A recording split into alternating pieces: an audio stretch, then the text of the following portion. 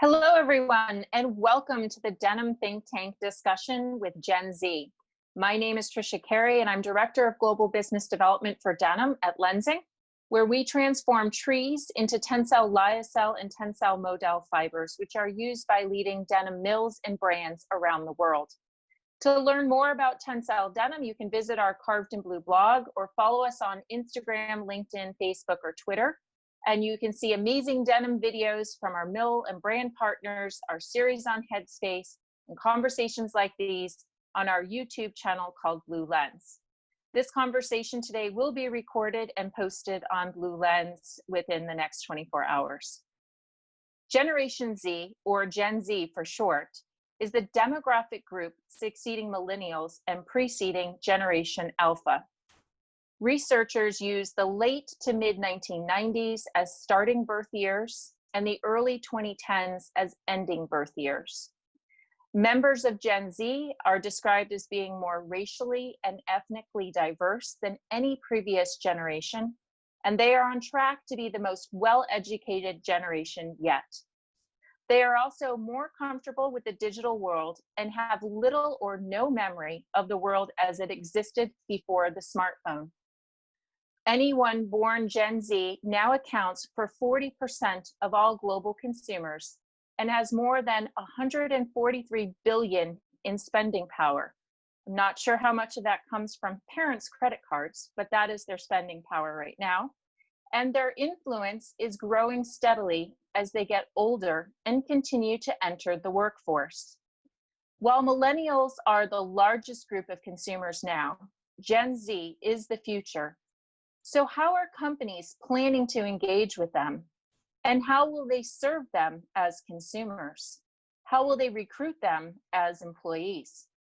We reached out to Gen Z around the world to get their input and asked what's on their mind and how they view retailers and brands. So joining us today, we have a panel of 8 Gen Z, ranging from US, Europe, and into EMEA. First, we have Alexis Carey, who attends MARIST College and is from the United States, who also is my daughter. Andreana Kraft from RIT in the United States. Angus Gaffney from Ravensbourne University, the UK. From Danielle Elsener from Royal College of Art in the UK. Emma Meneghetti from LICEO PIGAFETTA, Venezia in Italy. Parthavi Nagarsheth from the Jean School in Amsterdam, Netherlands.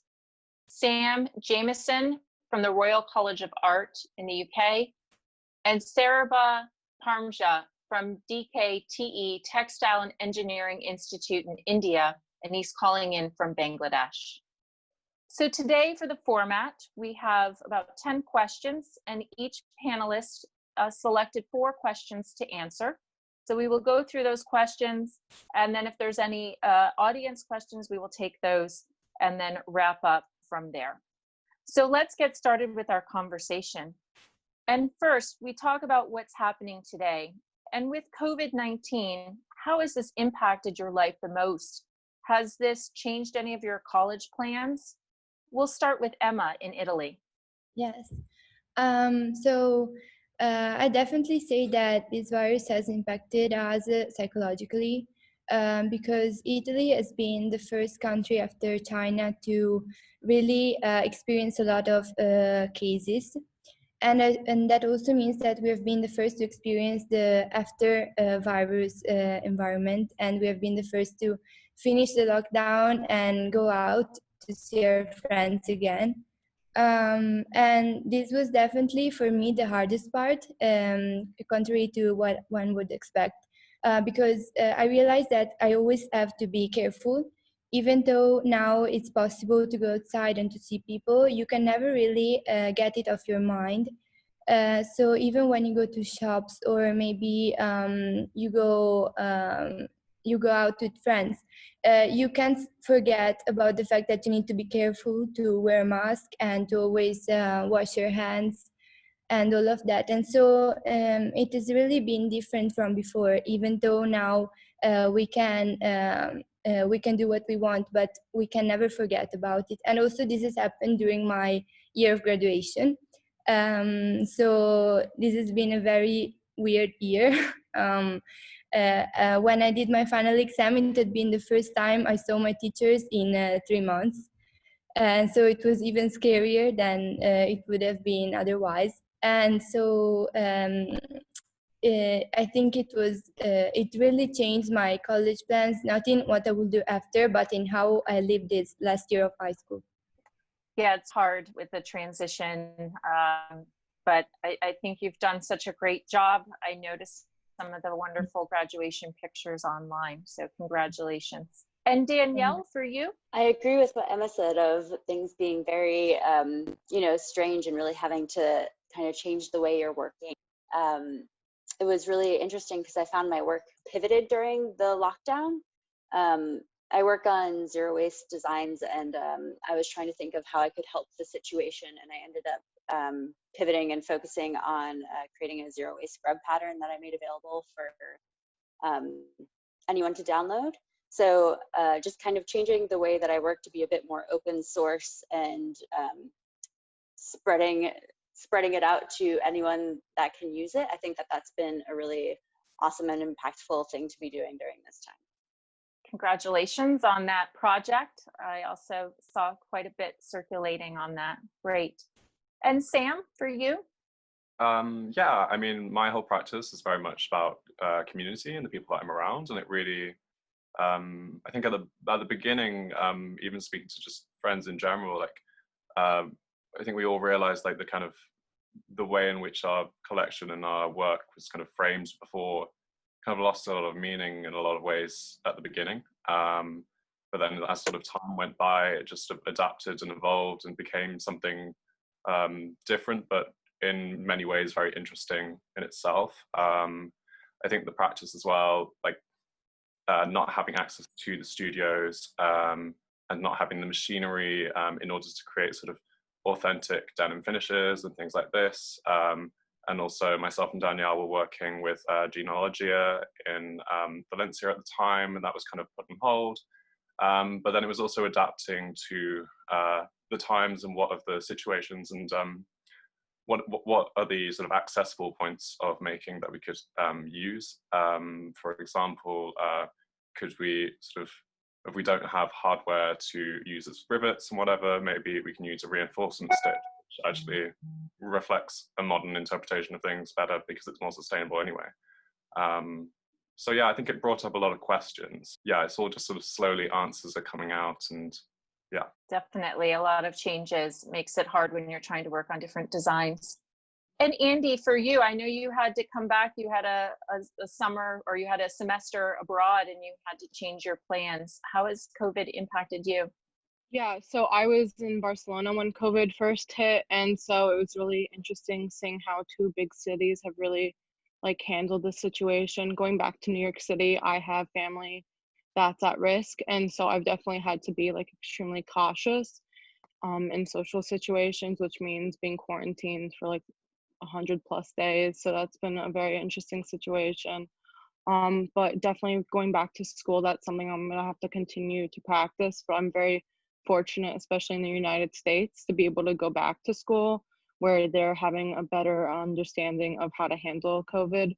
So upstate New York is a little better with that. And it just makes me really grateful for like being able to do that, because not everyone's having that opportunity, and going back to where I can use studios and stuff and be with my professors. Great, thank you. Alexis, I know you also had to come home early and change some of your plans.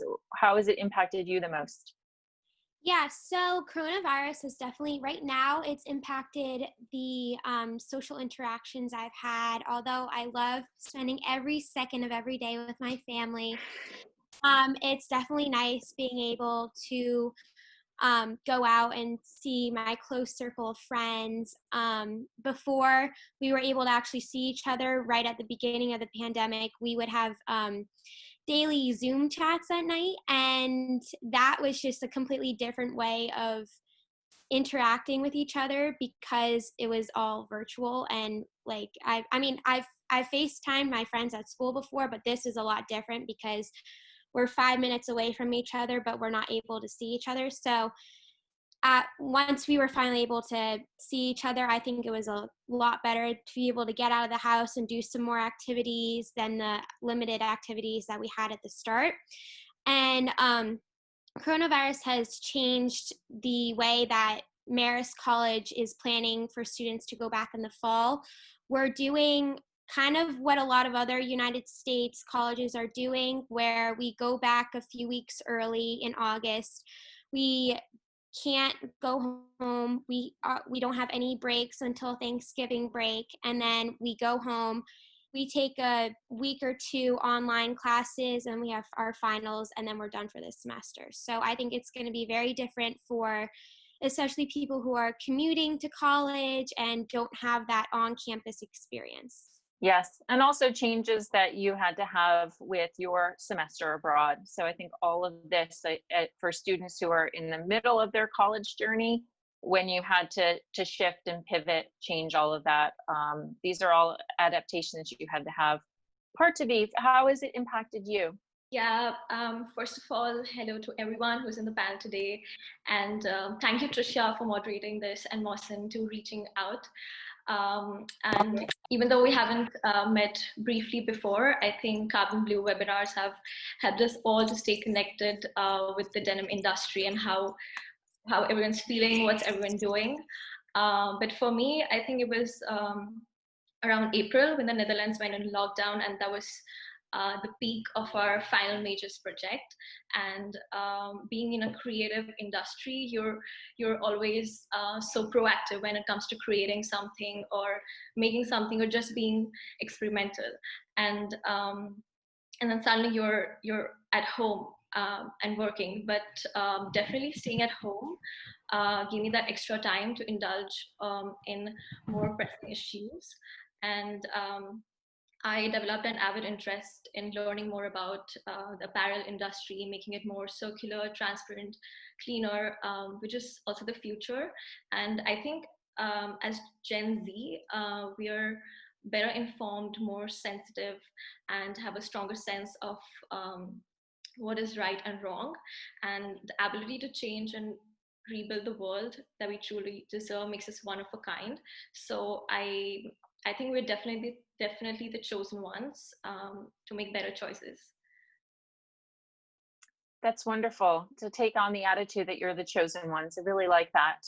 Yeah. And during this time, it's not only been the health issues around COVID that have been a concern, but also there's been an increase of awareness around social issues, whether it's Black Lives Matter, racism, inclusivity. How have these issues and this awareness changed your viewpoint? Sam, what are your thoughts? I think in terms of denim and sort of approaching these things through an industry in general, it's about making sure that it's done in an authentic way, speaking obviously about Black Lives Matter and things like this, and actually kind of analyzing the situations where people of color are accessing and part of the supply chain. And thinking about whose voices is being heard, as well as how much people are being paid, what is the value for their work, and how is this kind of infiltrating into it.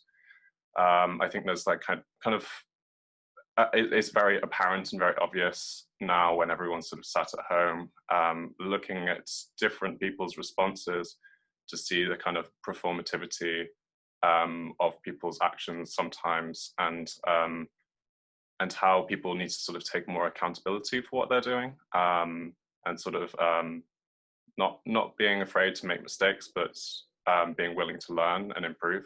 And I think there's not just in fashion, not just in denim, but this is kind of a conversation that needs to spread out much further.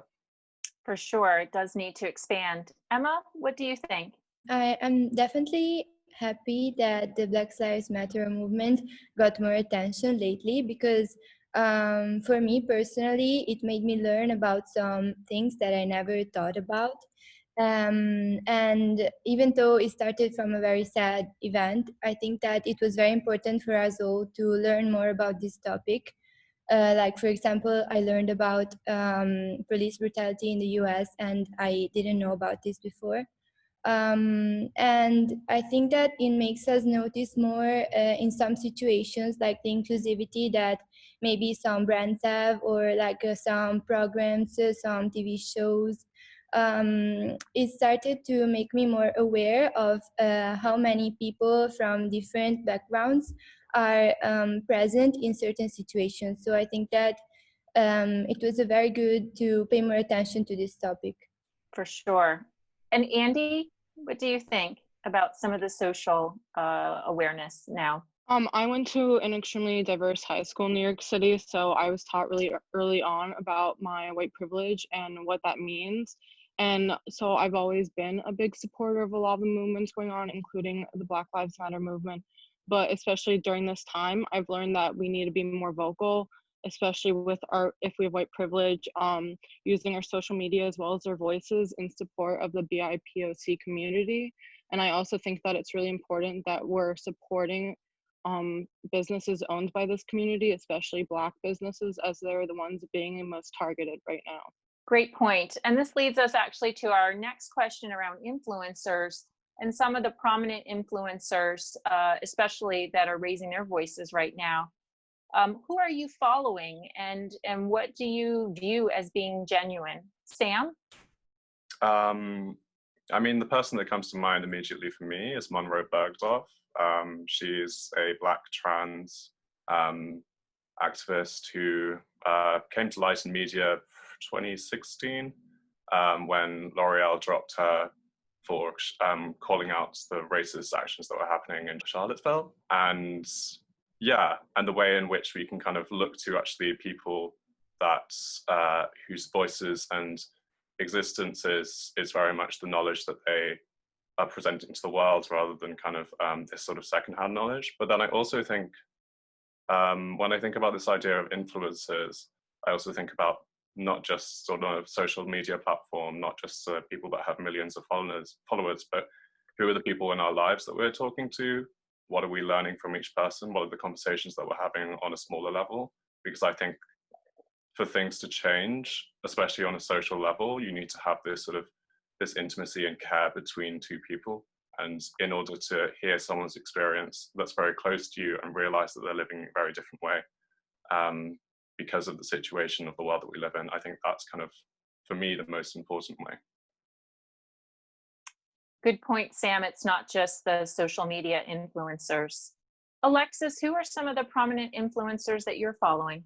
Some of the prominent influencers I'm following right now on Instagram are We Were What, Danielle Bernstein, and Melissa with Health. I've noticed that they've gone above and beyond in keeping their followers informed with the Black Lives Matter movement. I saw everybody posting during the Black Lives Matter movement, I saw everyone posting for Blackout Tuesday and hashtagging and everything. But after that, they kind of go back to their regular posting, I think. And these two influencers I've noticed have just been keeping their followers informed past that date, and they just keep incorporating that into their normal content. And I think that's a really good way of keeping everybody informed and letting people know that this is still happening, even though we're not all posting about it. Right, those who are truly genuine about it. Andy, for you, who are you following the most now? One of the people that I'm following the most is a woman named Rachel Cargill. She's an author and educator, and she's also an activist. And right now she's using her community to teach by example, and she's posting posts from other people and annotating them in a way to educate everyone around her, especially for women. And also Jesse Williams, he's a biracial actor from the United States. He was a history teacher before he became an actor, so it's really interesting to hear his point of view. And in 2016, he won the Humanitarian Award, so his voice has just always been very prominent, but especially during now, he's been doing documentaries and a lot of work that I think it's really important for us to listen to. Those are some excellent ones. And Parthavi, for you? For me, I'm following Aditi Meyer. She's from LA, where she started the whole conversation about the garment workers in the fashion industry and how they are exploited and treated, especially the ones who come from marginalized communities. And she also started calling out brands for not being inclusive or conversations tied to class, gender, or race. And I also like Simply Suzette. I think she so beautifully communicates the behind the scenes of denim industry and how she started having open conversations about them and influencing people to make better and informed choices. Wonderful. Those are great. Yes, we love Annie Wells from Simply Suzette. She's doing a great job. And I'm glad to hear that you're following some of the influencers who are raising the issues around retailers and brands who are not paying forward for the garments that they did order, which kind of leads us into our next question. And as retailers and brands did shut down around the world, many of them that weren't paying factories for their orders and garments that were produced, what have you heard about this, and how much is this changing your impression of brands and where you shop? Angus, we haven't heard from you. What are you thinking about this? Yeah, so unfortunately, we've heard a lot about it. I think during this COVID-19 situation, it's brought a lot of issues to the surface, which I think is a good thing, even though it's quite a sad situation. I spent 10 days in Bangladesh last year working with a fabric mill, so I kind of saw how tight margins are and how hard it is to make fabric. And, you know, at the minute, a lot of countries which are supplying the fabric are basically caught in a hard situation where the Western countries are basically taking all of their income, which just isn't, I don't think it's acceptable, and I don't think it's talked enough about. You know, a lot of factories in Bangladesh have lost all support. They've had to put workers out of work, and it's easy to criticize the companies cancelling the orders. Obviously, it's quite easy as someone who's just finished university to make these points, but it's a really sticky situation, which I don't think there's enough support for the factories at all, which is awful to see, seeing how big it is around the world, fashion. So I think global support for factories needs to be addressed, and some global support is being aligned to factories, but I think that's definitely a point that needs to be further, especially for companies who support, like, you know, the Boohoo, these huge companies that do these huge orders and then suddenly they're not paying these orders. The regular consumer maybe doesn't think that, you know, that's not an issue for them, but actually there's whole factories and communities in other countries which are being left with no work and no support. For sure. And it's great to hear of your experience in Bangladesh and how that you see the connection to this. And it's really such a domino effect that's being created. And, you know, when you think about it, for many of the people in the factories, they don't have the government support and projects and, you know, incentive programs that we have here in the West. So, Sourabh, you're in India. If you can tell us some of your thoughts about this around the factories that aren't getting paid from retailers and brands. Currently, I'm in Bangladesh and working in denim industry. We currently experience the cancelling the orders from the buyer.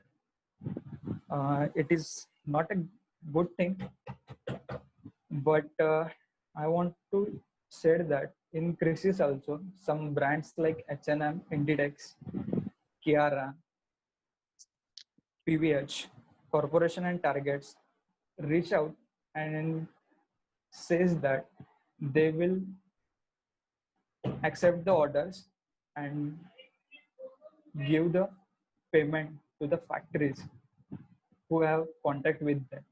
That's it, ma'am. So we talk also about some of the retailers and brands, what they're doing, talking around issues related to the environment. Sometimes this could even move in a bit towards greenwashing.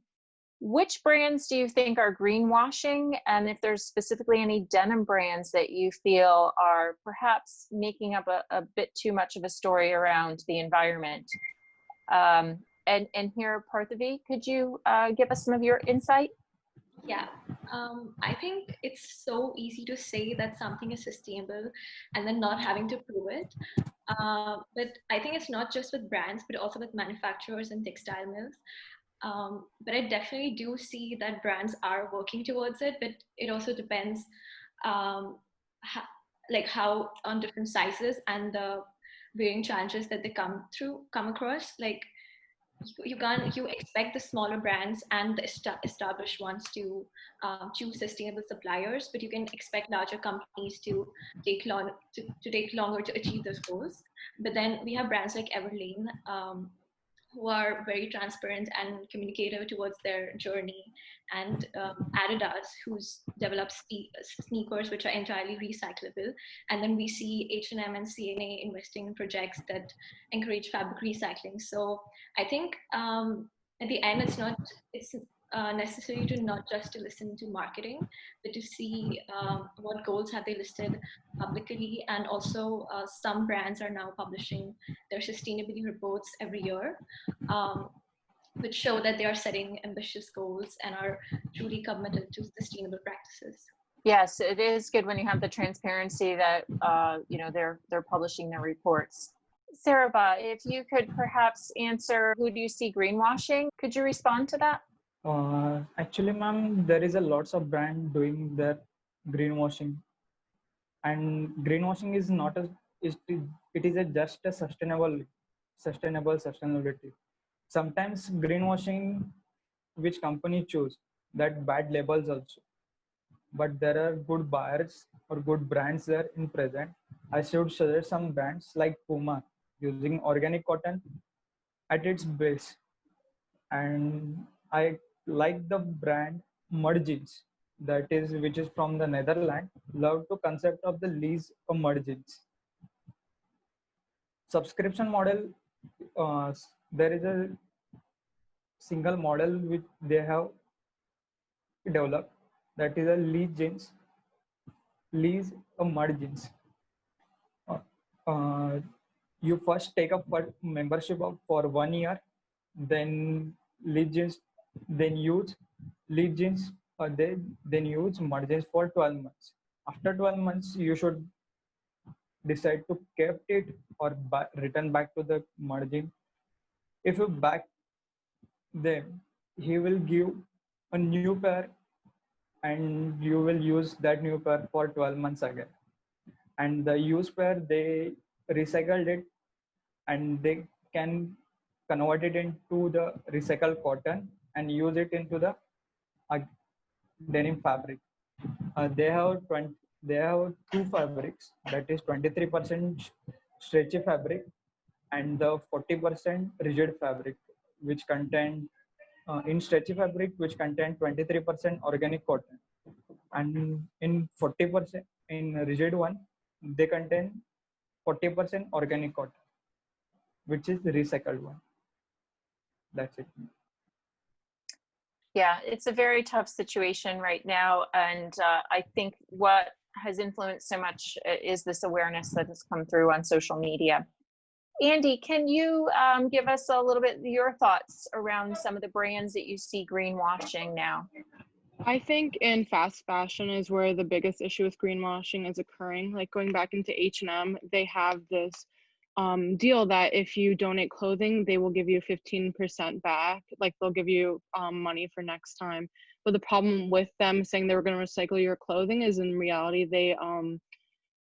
they throw away the majority of the clothing rather than actually recycling it and only keep what they think is necessary. It's also, if you look at the fashion transparency index, the majority of companies are still doing the bare minimum and they're not being as honest as they should be. Uniqlo is one company that's coming forward with trying to be more honest, opening up about some of their factories in China and how the work conditions are there.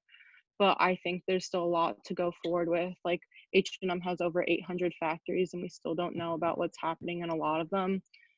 Zara and Lululemon are also starting to work towards trying to be better with that, but I think there's a lot of progress still to be made, especially with like Lululemon. They talk a lot about sustainability, but it's more about doing actions rather than just talking about it, and they still have not done that.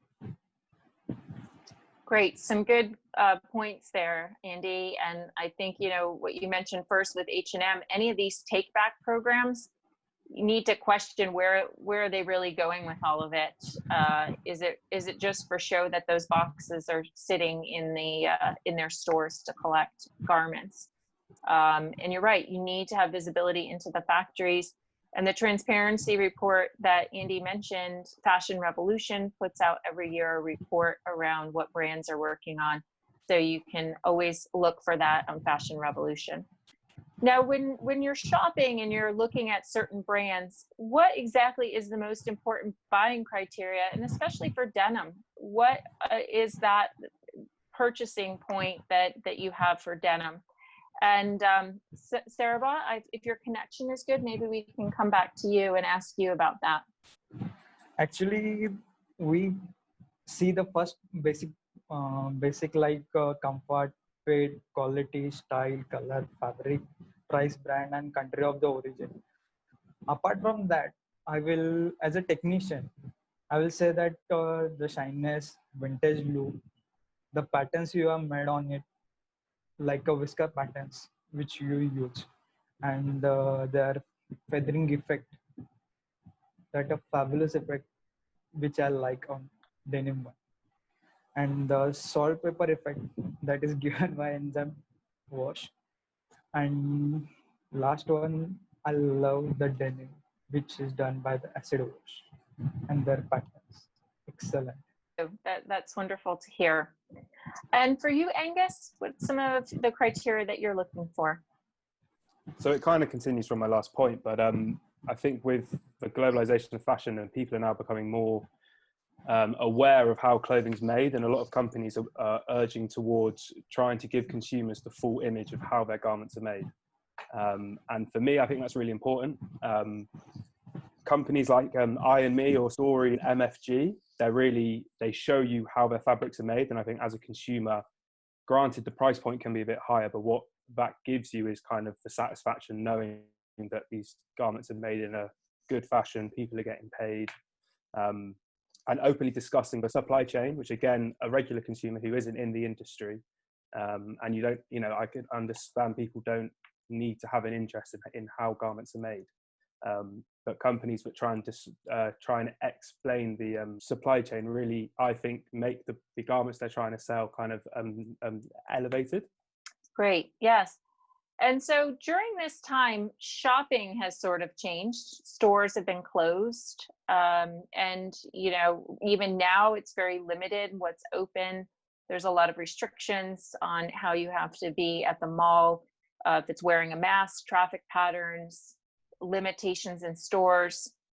So how do you see with shopping, why would you pay more for brands who are showing ethically behavior, or are you just looking for cheap clearance sales now that you're out shopping? Sam, what do you think? I mean, I'm never really one who goes shopping in high street stores. I tend to get all my stuff in charity shops or make it myself. But I went to a charity shop for the first time in 3 months last week and realized that the kind of issue there is you can't do fittings and there's no changing rooms available. So I think during this time, like online shopping and buying products in that way is probably the way in which people are going to pursue it more, which was the direction that it was going into anyway. But I also think at the same time, what I'm intrigued about when it comes to the situation and sort of like the ethics of what we're buying. I've been really intrigued recently about sort of new different formats of sales and what is the money going towards in that situation. I think that wholesale and sort of big stores like in the US falling down and that have been sort of sustaining themselves barely for the last 10 years or so, and they're crashing. It's going to really sort of question the system of wholesale. But then I've seen sort of small initiatives that kind of go back to social issues of Black Lives Matter, and also during the COVID, just trying to look after localized communities. For example, there was a thing called Creators for Systemic Change in the UK, or I think it was actually international, where you could do a raffle for young designers' clothes, and all of the money would go to Black Lives Matter. And then also there was somebody in London called Jason's Closet on Depop, who is very involved within sort of young designer scene, and was doing a sale of clothes using that platform that would then go towards the UK QTB pop community for a hardship fund. So I think where it coming to, yeah, I think it's more of a question of like, if I were going to buy something, then yeah, it would definitely be about where the money is going to, what's it actually going to make some impact in the world, because actually I think like, for me, buying new clothes, so like there's enough denim out there already to buy secondhand, and it's kind of, there needs to be more value other than just kind of getting something physical out of it. Yeah, good point, Sam, on the questions around wholesale. I think that's definitely something that retailers and brands are struggling with now. Alexis, how are you shopping? Are you looking for more ethical brands or just for a good sale? I'm definitely looking for quality over the price. Right now I'm trying to support the influencers and bloggers that have clothing lines and have some nice things. As someone whose closet is 80% Zara, I am proud to say that I have not bought a single thing from Zara this entire quarantine. Instead, I am buying from one of the bloggers that I mentioned before. We Were What. She has a few clothing lines. One of them is swimwear, and she's made it herself. One of them is a more affordable collection. She collaborated with Macy's. So between those two, I have pretty much just been shopping her brand and trying to support her. So that's what I've been doing. Great.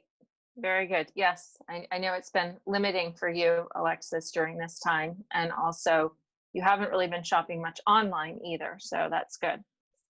Sourabh, how are things for you in the East? How has shopping been? Are you looking more at ethical brands or do you see a strong sale and promotional atmosphere? Currently, I will prefer for the brands who following the ethical business and ethical values like responsibility, honesty, respect, trust, transparency between brands. For me, sometimes brand doesn't matter. Even local person following business ethics, I will take or I will buy from him. Because he just take an example of the egg producer farmer who take care of their animals like their child ones, or treat them with respect and care. But I will suggest that there is an Australian fashion app named as Good On You. It provides ethical ratings for clothing brand, making it easier for consumers to buy ethically. The brands are rated on their impact of the people, planet, animals, and based on the publicly available information and including certifications and accreditations. There are some other apps like Good On You, Cluckark, etc. I suggest there are some more apps to be produced or formed for the fashion industry. Great, thank you. Thank you, Sourabh. Yes, there are some very good apps to sort through some of this as well. Now, as we look at shopping for the future, what does it really mean? You know, will we go back to stores the way we were shopping before? Will we switch to shopping more online? And will that be the way that we try to discover new products?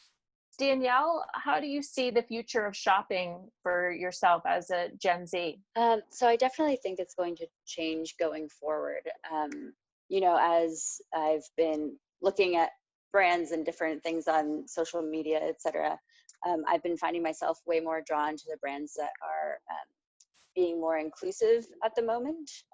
You know, there are brands like Rayburn that are making their patterns available, and like we'll send you pieces of fabric and a pattern and you make it yourself, and then they post pictures of what you made. And it's just you know, trying to make things a bit more fun and manageable during this time. And so I think that definitely will influence how I shop going forward. And I think it's going to be a lot more online, less in person, so that you do get that full experience as you're shopping. Great, thank you. And Emma, for you in Italy, where do you see shopping? More in person, more online? You have some wonderful shopping experiences in Italy. Yes, so I've been shopping online even before the lockdown, but of course, I have been shopping even more online when I wasn't able to leave my house. And I definitely think that most of my friends I see are shopping a lot online because there is a lot of choice, and it is also less stressful in these times when we go shopping. We always have to be careful, and also we can try on clothes in most of the shops. So the difference is not really big with online shopping. The only thing that I've noticed buying a lot online is that, in my opinion, there should be more variety in the body shapes and the body types that are included in photos. Because when you're buying something and you only see one body type, it is hard to understand how it will fit you. And so I think that is the only step that really separates online shopping from shopping in person, because it would make it a lot easier. Yes, definitely. There needs to be more variety and inclusivity. Angus, what are your thoughts about shopping in the future, in person versus digital? So I think in-store shopping experience has kind of been under flak for quite a while now, with footfall always going down.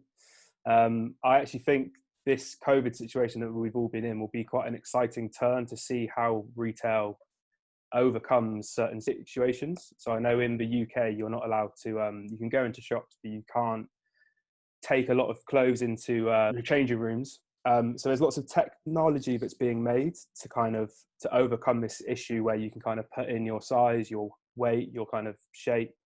So I think there's lots of positives to come from this, which actually could make retail a more exciting experience, and something that maybe it needs, because at the minute it is starting to kind of stagnate, with a lot of retail going online and people being able to purchase, send things to their house. So I think it's going to be a scary time, because I think a lot of shops are really having a tough time getting people in. But I think when this starts to calm down, I hope some exciting things are put into shops as well. Yeah, Angus, great points. I agree. I mean, it's scary to see how many stores are closing. Here in the United States, it's like every day now we're hearing about more store closures. There was a report that was written that 5,400 stores closed already this year, or announced that they will be closed.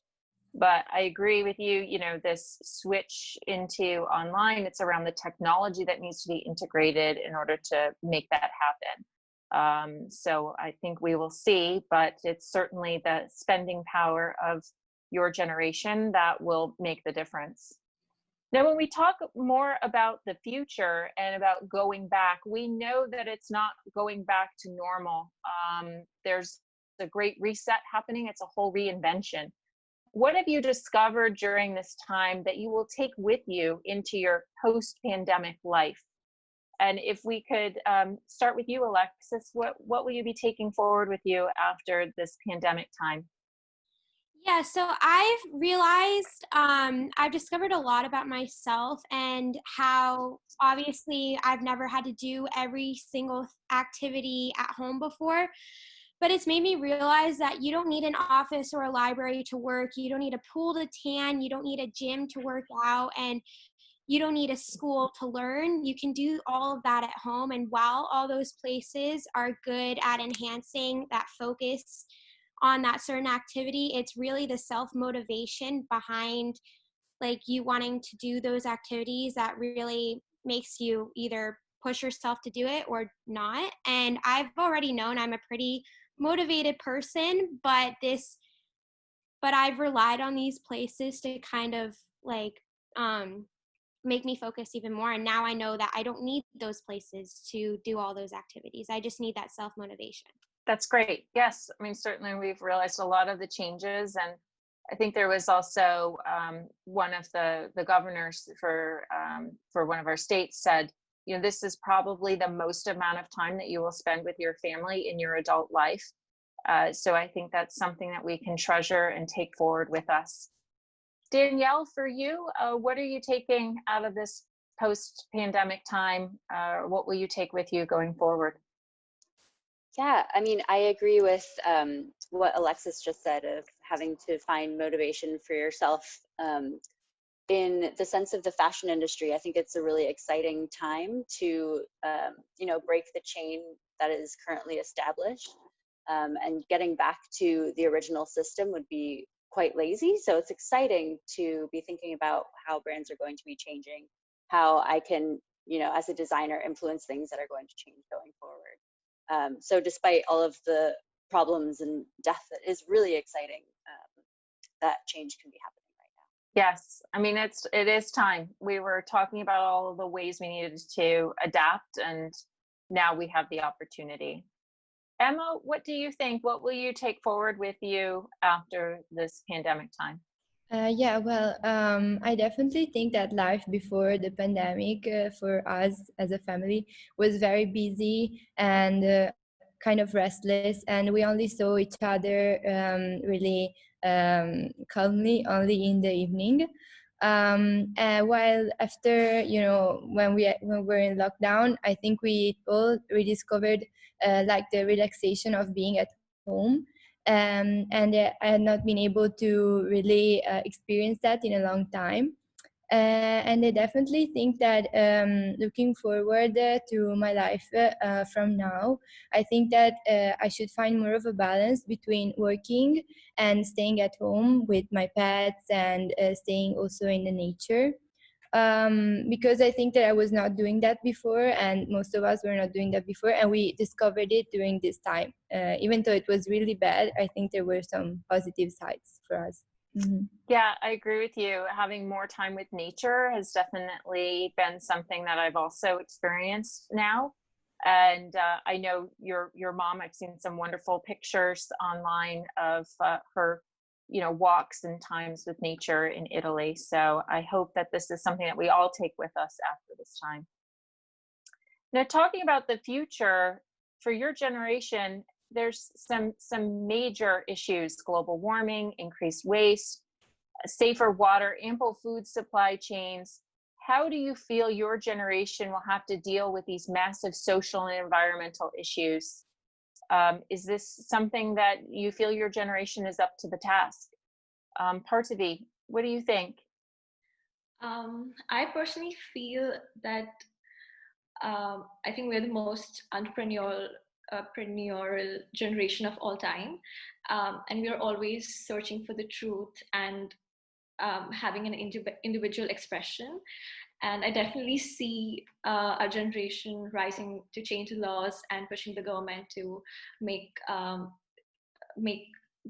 clear actions and mobilizing ourselves to solve the conflicts and improve the world.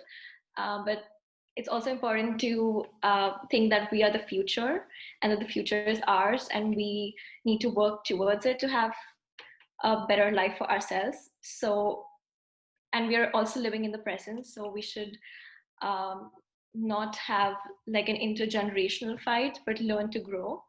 And yeah, that's what I feel. Wonderful, very nice. And Danielle, what do you think? I think it's awesome that we're approaching things with a lot more empathy than has been prevalent in the past. We really are taking it upon ourselves to educate ourselves of the problems, and if we aren't getting the answers, we go find them. And even though it is really difficult, we are taking it upon ourselves, even if we don't want to, but like we need to. Yeah, it's just really interesting looking at the whole system rather than trying to solve one individual problem. It becomes this really huge circle of problems that you have to fix one before the other, and so it's quite complex. But I'm glad that we're the generation that's starting to take this on our shoulders. Great. Yes, definitely the interconnection that's there. And I like that if you don't know the answer, you can go out and find it.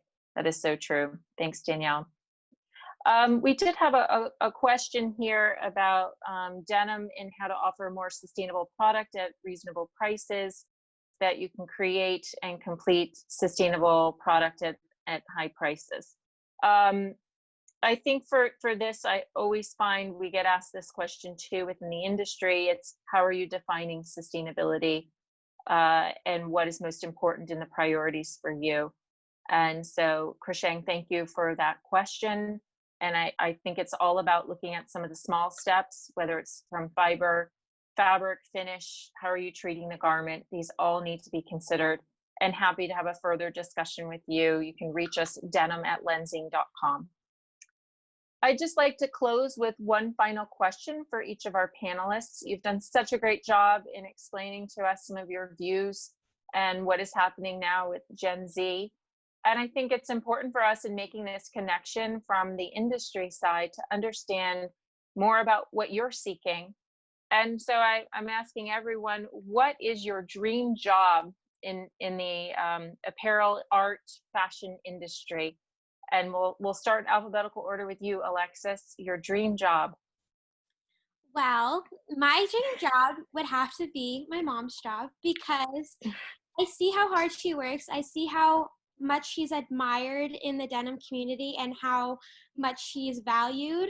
And also, I think with the fashion industry now, it's definitely going to change as a result of COVID, and it'll have stuff to do with like with the textile industry and the environment, and those are two interests that I also have. So I want to do something in textiles that relates to the environment, and yeah. Well, thank you, honey. We'll see where I'm going to retire, but there's lots of great jobs out there, and we're very fortunate that in the company that we work for, that we can, develop new programs, have this connection with the market, and bring a wonderful product to consumers. So thank you. I'm sure you will find your dream job. And Andy, what are you looking to do in the future? So I'm not a fashion student, I'm a photography student. So my dream job would be being able to use my photography and design in a design agency or working with a conservation organization. Wonderful. And I've seen some of your work. And so I hope that you can continue over the next couple of years for your studies to lead you down that path. Angus, your dream job is? I don't think I've got an exact role that I know what I want to do, but I think the reason why I got into clothing was I have a tactile relationship with what makes clothes great. So I like really nice fabrics, and working with fabrics is something that I've done a bit of work with in the fabric mill. So I think something to do with textiles and sourcing fabric will probably be where I aim to try and go down. Wonderful. We wish you well with that, and hopefully you'll take some TENCEL denim along with you in that journey. Danielle, your dream job? Yeah, so mine's a bit complex and not really one specific thing, but I've been working for the last 2 years on creating a zero waste design system, and I've created tools for zero waste design. So really what I want to do is, educate up and coming designers of how to design sustainably, work with existing brands on reworking their production systems into a zero waste flow, and really trying to change the future of the industry that way.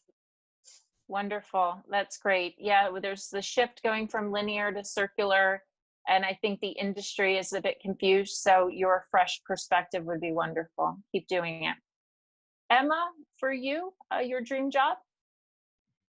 Yeah, I'm not sure about specifically one job that I want to do, but I'm still thinking about it. But what I'm going to do in university is probably economics, because I believe that that's something that will make me able to explore different realities and types of activities and of working, styles of working. So that's what I would like to do. Wonderful. And good luck with your studies. I know you still have a couple of years ahead. Yeah. Parthavi, for you, what are you looking to do? For me, being a denim designer, I'm so inspired by the works of Dutch denim repair. And I think it's so beautiful to get your favorite pairs of jeans repaired or mended and wear it again. And I think that for me is just being like a denim doctor for your jeans. And also it's so sustainable in every way. Like you're literally buying better and buying lesser, which is solving half the problem. And that's also how I want to inspire people back home in India, which is not only my dream, but also one of my goals. So yeah. Great. I love that, the denim doctor. So I think that's appropriate. We need more of that. Sam, what are you looking to do in your future dream job? I mean, I think for me, it's more about who you work with, and being around a team that's kind of you enjoy being with on a day-to-day basis, and that also challenges you. And yeah, I think just anything, to be honest, within the realm of design that will be pushing something in a direction that seems positive, because I do believe that a lot of change needs to occur. But yeah, I'm quite sort of mincing around and just kind of seeing what happens. So great. And I think you're doing a wonderful job. So keep going. I've seen some of your work online, and I wish you all the best. Sourabh, for you, what do you want to do? What's your dream job? From long time, fashion industry expecting sustainability in the fashion, and I want to explore myself and make future in this sustainability and sustainable fashion. I want to be a technician as well as a fashion developer who plays a key role to set a trend of sustainable fashion and sustainable technology in fashion industry. And along with me, I will help to develop a sustainability in India also with my colleagues. Wonderful, great. And I see that you're already well on to working on that goal. So keep going. Thank you. I want to thank all of our panelists today. They're very brave to get on and to participate. They're very inspiring. And also, I want to give a couple of shout outs here. I want to say hi to my mom and dad who joined today. So hi, Mom and Dad. You've been very inspiring to me. And I also want to say thank you to Mohsin and Sadia, who support us in developing all of these conversations and the recordings.